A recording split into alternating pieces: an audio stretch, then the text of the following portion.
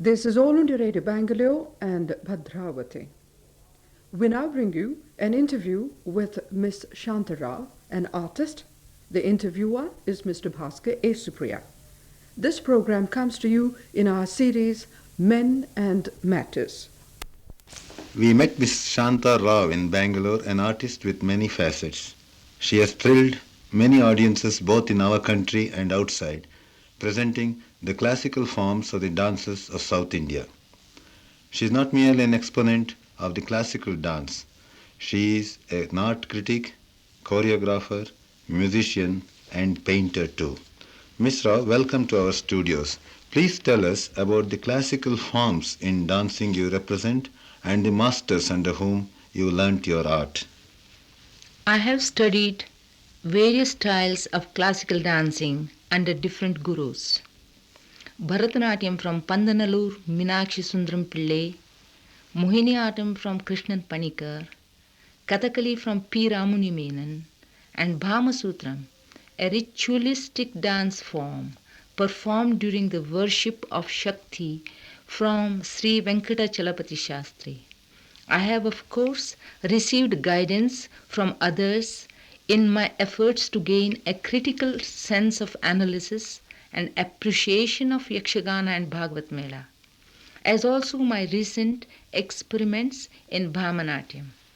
Bhamanatyam, I can say, is my creative contribution to the dance world. Yes. What do you think of all the dance activities in the country? And in particular, what does it mean to you to have the government and the government sponsored academies as patrons of your dance art? There is eternal talk about revival of dance forms. There are the never ending but so called forgotten styles brought before the public. Government, no doubt with a good intention, encourages and tries to infuse fresh life into these attempts through the Cultural Academy at Delhi, with each state having an academy of its own. In the course of these so called revivals, it is inevitable for many spurious things to spring up, and many adventurers in the marketplace standing to gain by them. To me, all these cultural exchanges and visits abroad looks like one big merry-go-round with a lot of noise and bustle. I have no complaints, although at times a feeling in me gains ground that the very essence and spirit is missing somewhere, and that the government patronage restricts one's creative urge and activities. Speaking of patronage, for me, a person who is dedicated her entire life to the classical dances and takes pains to preserve them in their pristine form, I do not seem to have a place. I have not had the honor or the privilege of the government or the academy taking any trouble to look into my life and work as an artist.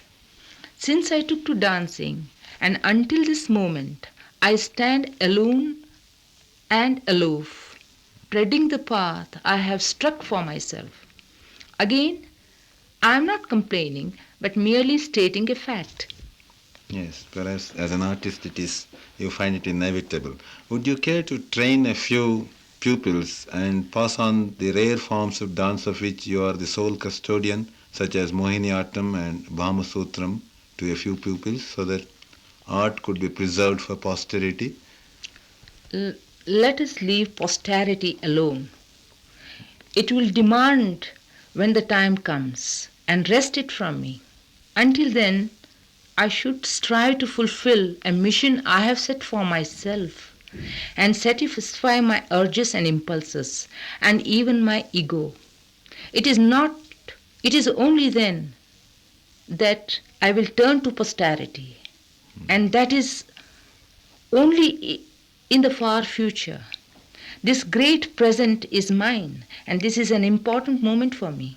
One lives only once, and I want to live fully for myself and for those around me. Yes. please tell us what impact freedom has on your work and creative expression. Are you sure you are putting me the question rightly?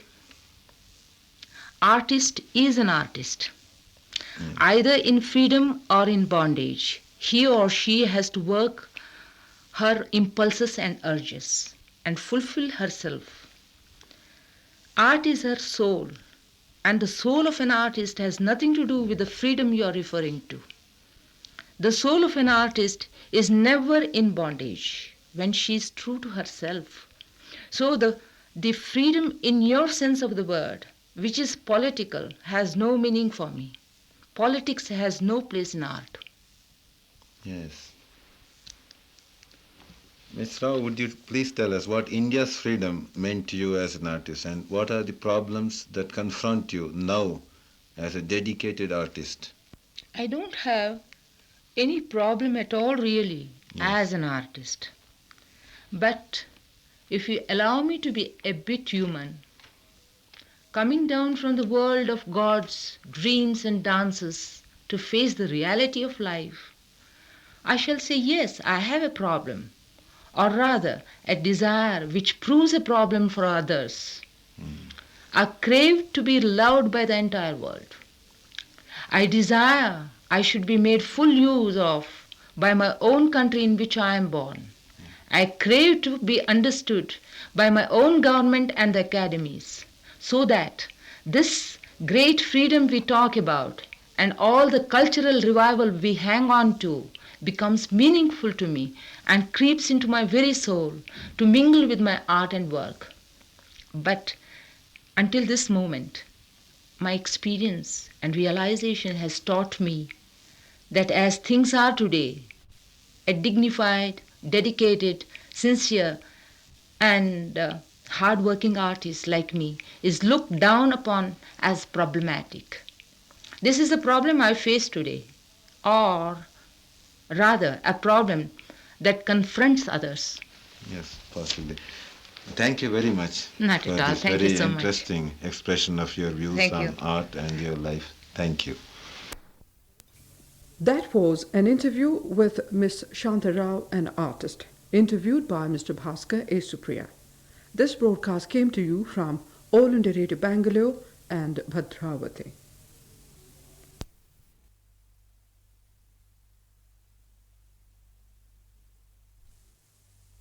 I take your permission to ask a few questions, Ms. Rao. You have occupied a very high position as an artist, dancer in the field of Bharatanatyam. Would you like to say something about your beginnings, how you started your dancing career, your gurus, and the years of your training? What is very important to me at the moment are my gurus. When I speak of my dance, my mind is athrill with the thoughts of my gurus who made me what I am. They have been the greatest masters of tradition the century has known, and acclaimed as such because of the vast store of knowledge they received from their forefathers. What is more, each one of them was a trained dancer before he took to teaching. No wonder they were rigorous in training their pupils, and the grounding I received at their feet remains as one of the greatest of experiences I have had and the most unique. The special love, devotion, and care they bestowed on me produced the result one can expect. My life has been completely dedicated to the art. Yes. Once again, let me say, my gurus, each one of them, the only one in their respective fields, were names to conjure with. Pandanallur Meenakshi Sundaram Pillai taught me Bharatanatyam. Krishnan Panikar ingrained Mohiniyattam in me, and Kathakali was rammed into me by P. Ravani Menon, and last but not least, Bhamasutram, a ritualistic dance form, was made my own by Venkata Chalapati Shastri. Naturally, there would be rare items in my repertoire, in each of the 4 styles of dancing I am proud to represent. When I proposed presenting Tanavarnam for the first time, my Guru Pandanalur Meenakshi Sundaram Pillai announced to the critical dance world, Shanta will present for the first time Tanavarnam, which I have not taught anyone for over 50 years. And I did. The magnificent architectonic structure taught by him has remained imprisoned in my composition. I have preserved them with great care and devotion. I discarded the usual presentations in Bharatanatyam that are presented on the stage even today, from Alarupu, Jatiswaram, Shabdam to Natana Madinar. The unique opportunity to dwell into the richness of this dance form made me give my best to the audience here and abroad. Tanavarnam proved that tradition still held sway over intelligentsia. Krishnan Panikar's Mohiniyattam is preserved in all its pristine glory and cherished by me like a rare jewel in a museum. It remains my exclusive monopoly as the sole custodian of this dance form in India today, which has passed on to me with its special music. If I am styled as the only exponent of Mohiniyattam, an almost forgotten art of Kerala today, well, it is saying the bare truth and nothing but the truth. And Mohiniyattam truly is my forte. The only woman who Ramani Menon, the doyen of Kathakali, taught unique items in Kathakali was me, such as Urvashi, Ramba, Mohini, Panchali, Sairendri. He poured into my brain with fervor and affection. When Venkatachalapati Shastri chose to impart the rich and soul-filling Bhamasutram, my people had their own misgivings. But his call was so imperative that I became initiated in the Shakti worship, without which I could not have made my entry into this sanctum sanctorum. The secrets of the rituals of Bhamasutram were soon mine. It is necessary to say a few words on this enchanting Bhamasutram. Imbued with some of the most subtle and lyrical dance movements, this style connects the missing links that a student of dance finds in Bharatanatyam, Mohiniyattam and Kathakali.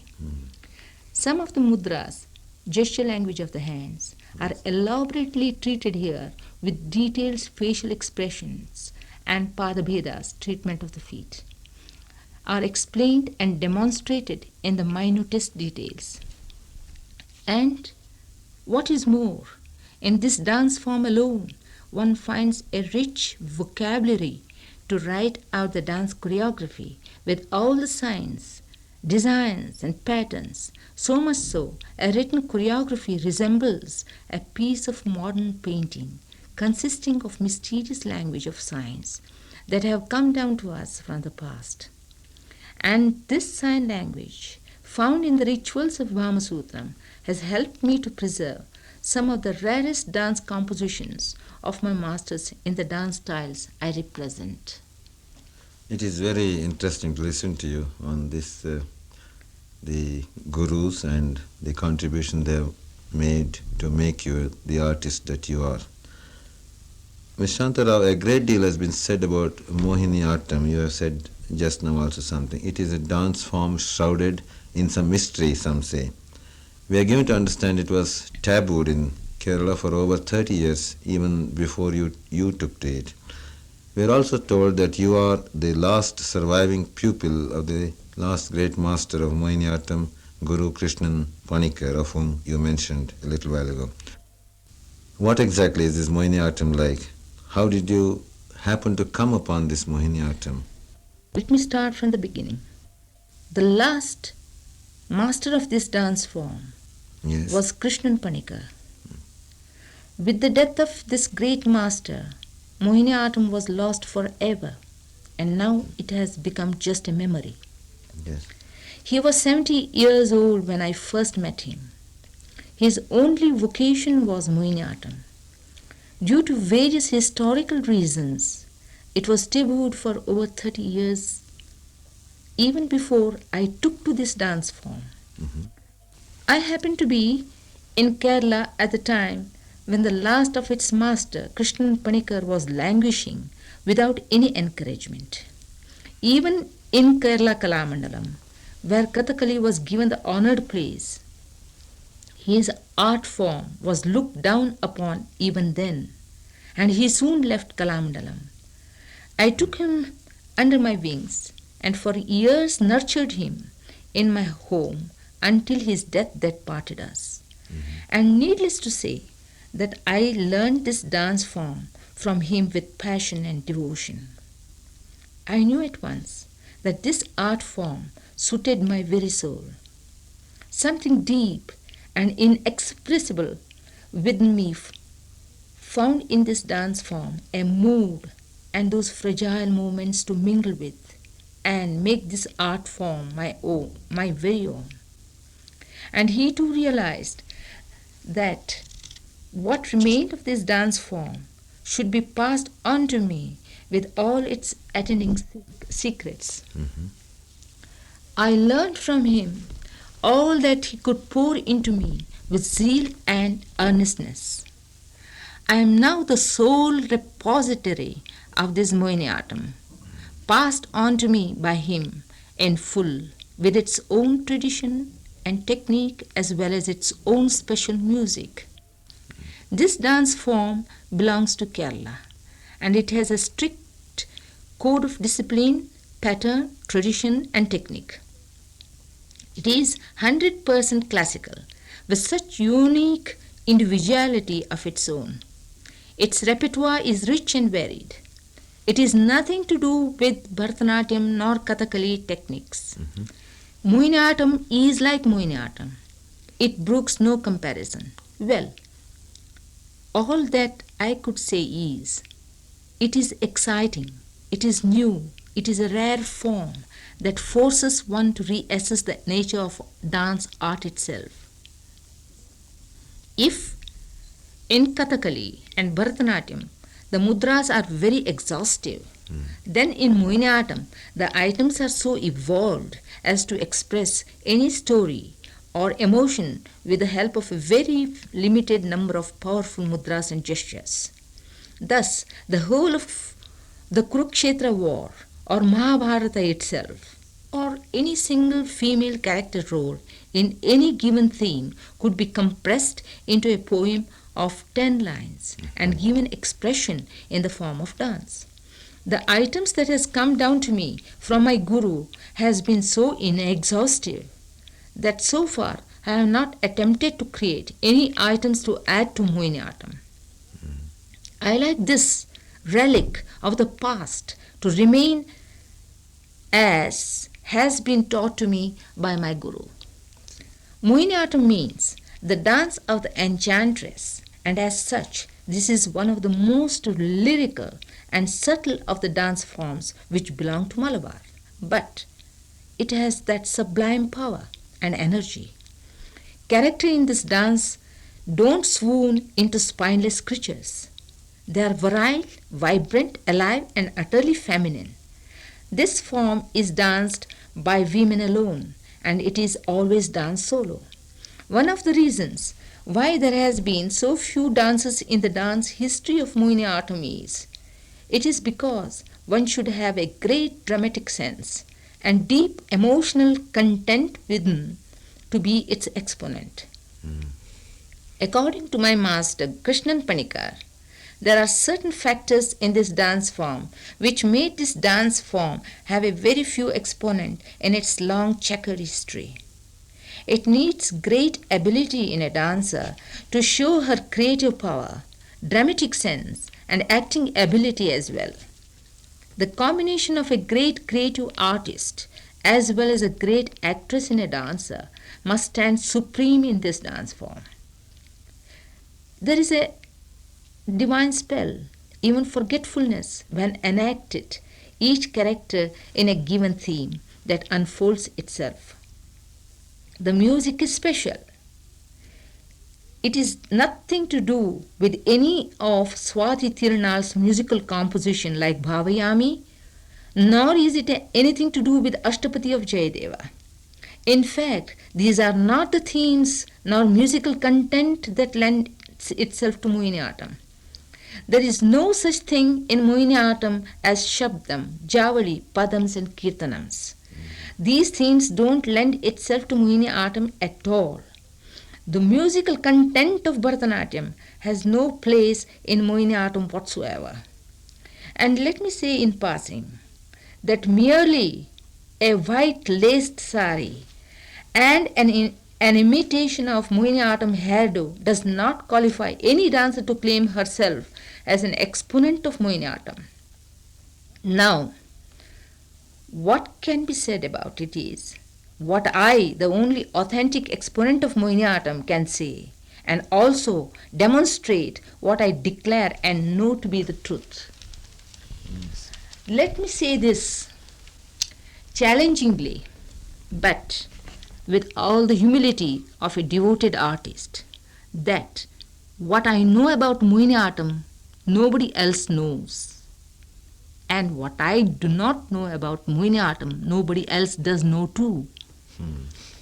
To conclude, I am not saying this with any ego, but it is the truth I speak.